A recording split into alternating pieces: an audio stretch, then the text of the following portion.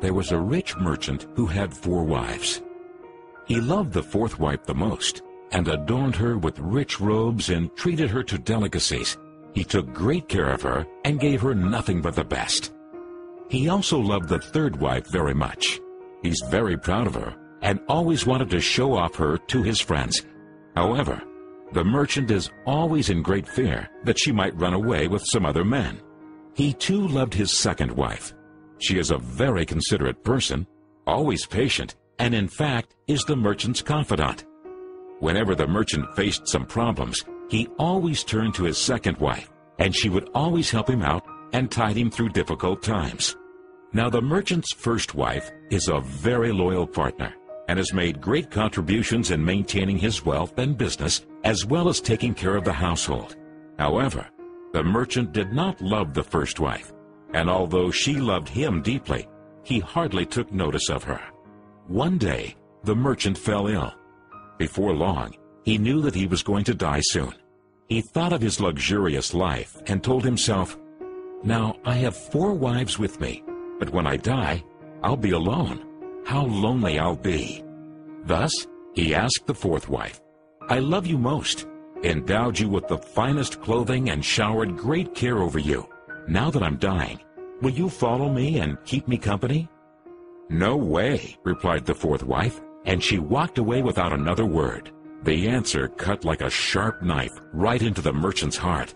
The sad merchant then asked the 3rd wife, "I have loved you so much for all of my life.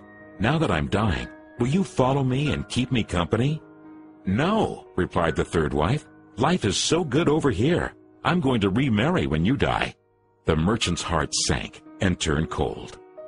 He then asked the 2nd wife, "I always turn to you for help, and you've always helped me out. Now I need your help again. When I die, will you follow me and keep me company?" "I'm sorry, I can't help you out this time," replied the 2nd wife. "At the very most, I can only send you to your grave." The answer came like a bolt of thunder, and the merchant was devastated. Then a voice called out, "I'll leave with you. I'll follow you no matter where you go." The merchant looked up, and there was his 1st wife. She was so skinny, almost like she suffered from malnutrition. Greatly grieved, the merchant said, "I should have taken much better care of you while I could have." Actually, we all have 4 wives in our lives. The 4th wife is our body. No matter how much time and effort we lavish in making it look good, it'll leave us when we die.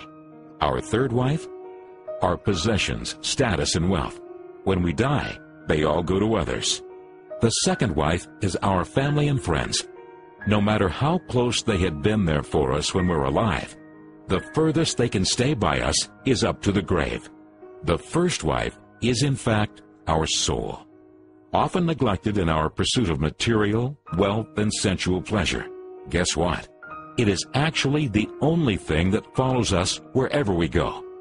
Perhaps it's a good idea to cultivate and strengthen it now, rather than to wait until we're on our deathbed to lament.